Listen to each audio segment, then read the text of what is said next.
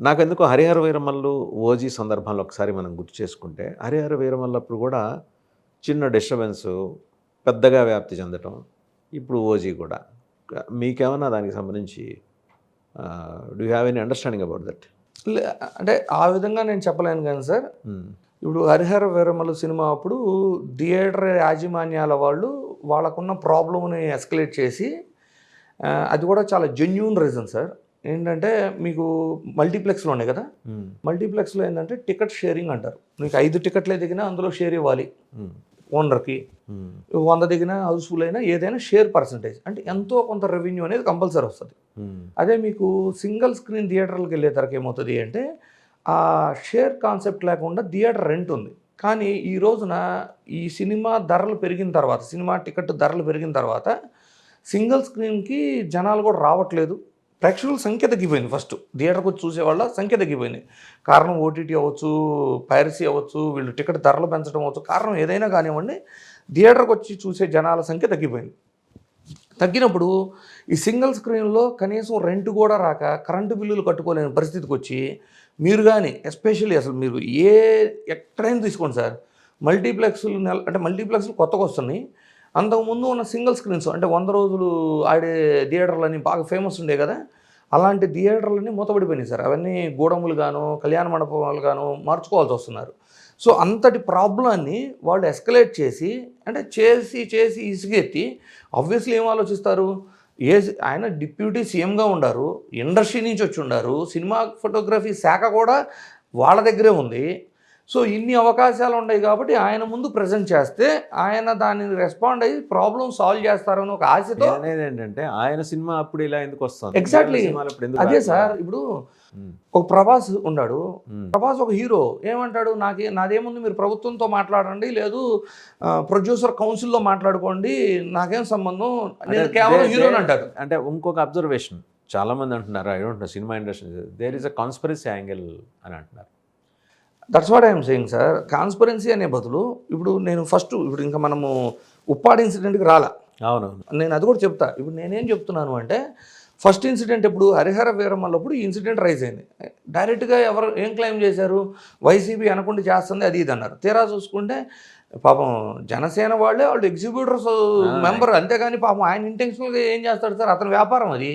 ఇప్పుడు పవన్ కళ్యాణ్ గారే ఏమన్నారు ఒక టైంలో నన్ను దెబ్బతీయటానికి నా రెమ్యునరేషన్‌లు తగ్గియటానికే టికెట్ల రేట్లు తగ్గించడానికి ప్రయత్నించారని ఎలిగేట్ చేశారా లేదా? హ్మ్. నీ ఇన్‌కమ్ దాకా వస్తే నువ్వు మాట్లాడావు. అలాగే ఆళ్ళ ఇన్‌కమ్ దాకా వస్తే ఆళ్ళ వృత్తి వైజో, వాళ్ళకున్న బిజినెస్ వైజ్ వాళ్ళు మాట్లాడారు. హ్మ్. కాకపోతే ఏంటి, మీరు మీ సినిమా గురించి ఆలోచించే టైంలో మీరు డిప్యూటీ సీఎంగా ఉన్నారు. సినిమా ఫోటోగ్రఫీ శాఖ కూడా మీ దగ్గర ఉంది కాబట్టి మీ సినిమా అప్పుడే పెడతారు వాళ్ళు. ఏదన్నా ప్రాబ్లమ్ ఎస్కలేట్ చేయాలి, ఎక్కువ మీడియా అటెన్షన్ రావాలి అంటే డెఫినెట్లీ సినిమా రిలీజ్ అప్పుడు పెడితేనే.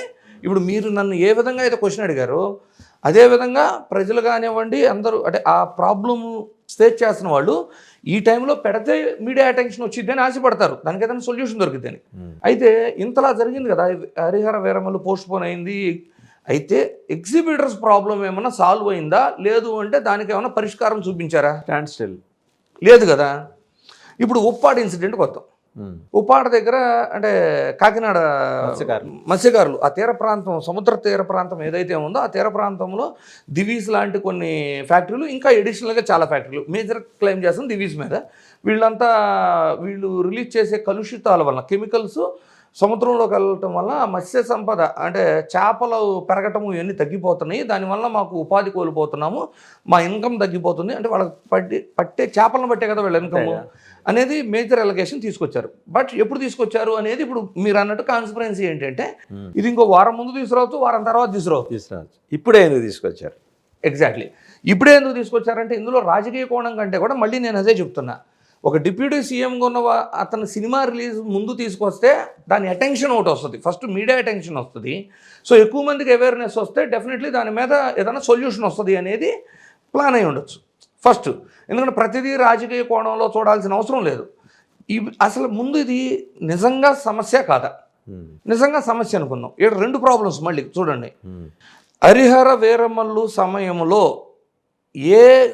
ఏ శాఖలో అయితే ప్రాబ్లం ఉందో ఆ శాఖ వీళ్ళ దగ్గరే ఉంది. రైట్. మళ్ళీ ఓజీ సినిమా రిలీజ్ సమయంలో వీళ్ళు ఏదైతే ప్రాబ్లం రైజ్ చేశారో ఆ పొల్యూషన్ బోర్డు కూడా వీళ్ళ దగ్గరే ఉంది. రైట్. సో దీన్ని రాజకీయం అనొద్దు, నేనదే చెప్తున్నా. కాకపోతే ఏంటంటే రిలీజ్ టైం అవ్వటం వల్ల ఇది కాన్స్పరెన్సీ కింద వెళ్ళిపోయి మీడియా అటెన్షన్ ఎక్కువ వస్తుంది. అయితే హరిహర వీరమల్లు సమయంలో వచ్చిన ఇష్యూ అంటే నాకు తెలియక అడుగుతాను సార్, అదంతా పవన్ కళ్యాణ్ గారిది ఒక్కరిదే బాధ్యత, దానికి ప్రభుత్వానికి బాధ్యత లేదా?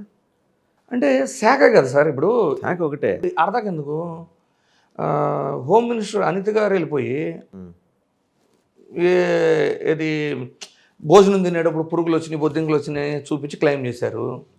మరి గవర్నమెంట్లో ఉన్న మంత్రులు కూడా టార్గెట్ చేస్తుంది ఎవరిని? పవన్ కళ్యాణ్ గారి శాఖల్ని, పవన్ కళ్యాణ్ గారినే కదా టార్గెట్ చేస్తుంది. కాశీనాయన ఇన్సిడెంట్ తీసుకోండి, యాజ్ యూ రైట్లీ సెడ్, కరెక్ట్గా ఆయన్నే టార్గెట్ చేస్తున్నారు. అంటే ఎంతసేపు అభిమానులు కింద కార్యకర్తలు ఏమనుకుంటున్నారంటే వైఎస్ఆర్సీపీ టార్గెట్ చేస్తుందని ఆలోచిస్తున్నారు. కానీ అసలు మీతో పొత్తులో ఉండి మీ కారణంగా అధికారంలోకి వచ్చి అధికారాన్ని అనుభవిస్తున్న వాళ్ళు ఎంతసేపు పవన్ కళ్యాణ్ గారిని ఎలా తొక్కేయాలా, పవన్ కళ్యాణ్ గారిని ఎలా ఇబ్బంది పెట్టాలనే కదా చూస్తున్నారు. మంత్రి అనిత గారు, హోమ్ మినిస్టర్ అనిత గారు అదేవిధంగా ఇబ్బంది పెట్టారు. కాశీనాయన దగ్గర ఇలాంటి ఇన్సిడెంట్ జరిగింది. అది అటవీ శాఖ రిలేటెడ్, మళ్ళీ ఆ శాఖ కూడా జనసేన వాళ్ళ దగ్గరే ఉంది.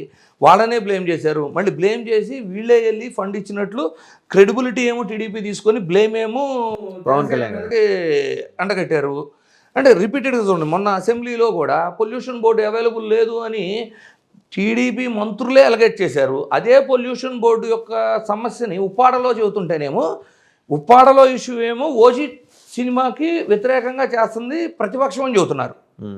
ఈ ఉప్పాడ ప్రాంతం ఇష్యూ ఎవరికి తెలుసు? కాకినాడలో ఒక తీర ప్రాంతంలో కొంతమందికి తెలుసు. ఆ ప్రాంతాన్ని అసెంబ్లీ సాక్షిగా పవన్ కళ్యాణ్ యొక్క పొల్యూషన్ బోర్డును బ్లేమ్ చేసిందేమో టీడీపీ. ఇది రాష్ట్రం అంతా తెలుసు. కానీ టీడీపీ మాత్రం హ్యూమిలేట్ చేయట్లేదు, టీడీపీ మాత్రం పవన్ కళ్యాణ్ని తొక్కేయట్లేదు. ఇది పవన్ కళ్యాణ్ యొక్క అభిమానులు, జనసేన కార్యకర్తలు అర్థం చేసుకోవాలి.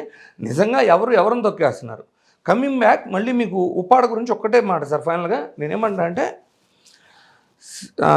సినీ పరిశ్రమకు సంబంధించిన శాఖ ఎవరైతే ఆ ప్రాబ్లం సాల్వ్ చేయాలో అది జనసేన దగ్గరే ఉంది. అది హరిహర వీరమల్లు ముందు రైజ్ అయింది. ఇప్పుడు మళ్ళీ పొల్యూషన్ శాఖ గురించి ఇష్యూ అది కూడా వీళ్ళ దగ్గరే ఉంది. ఇప్పుడు ఓజీ ముందు రైజ్ అయింది. ఈ ఓజీ ముందు కేవలం ఉప్పాడ ప్రాంతం వాళ్ళే కదా, అసలు పొల్యూషన్ బోర్డు తన పని తను నిర్వర్తించట్లేదు అనేది అసెంబ్లీ సాక్షిగా వీళ్ళు కూడా రైజ్ చేశారు, టీడీపీ వాళ్ళు కూడా. ఇంత జరుగుతున్న పాపం పవన్ కళ్యాణ్ గారు ఆ మూవీ రిలీజ్ పనిలో ఉండారు, అది ఆయనకు తప్పదనుకుందాం. అయితే ఇప్పుడు ఒక కమిటీ వేసి దీని మీద విచారణ చేయమని చెప్పారు.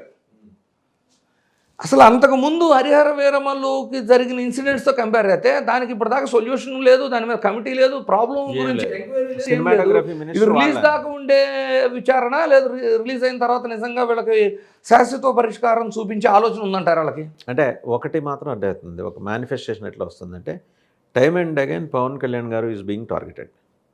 ఆబ్వియస్లీ మీరు ఇంకొకటి చెప్తానండి సార్, అది జగన్మోహన్ రెడ్డి గారి హయాంలో ప్రారంభమయ్యి ఈరోజు కంప్లీట్ అయి ఉండొచ్చు. లేదు టీడీపీ వాళ్ళు కొత్తగా ఎంఓయూ చేసుకుని ఒక కంపెనీని ఇన్వైట్ చేయొచ్చు.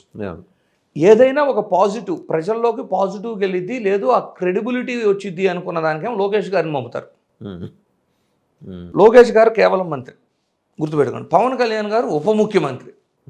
కానీ మీరు నేషనల్ లెవెల్లో అంటే కేంద్రంలో ఉన్న మంత్రులను కలవాలన్నా కూడా లోకేష్ గారు వెళ్తారు.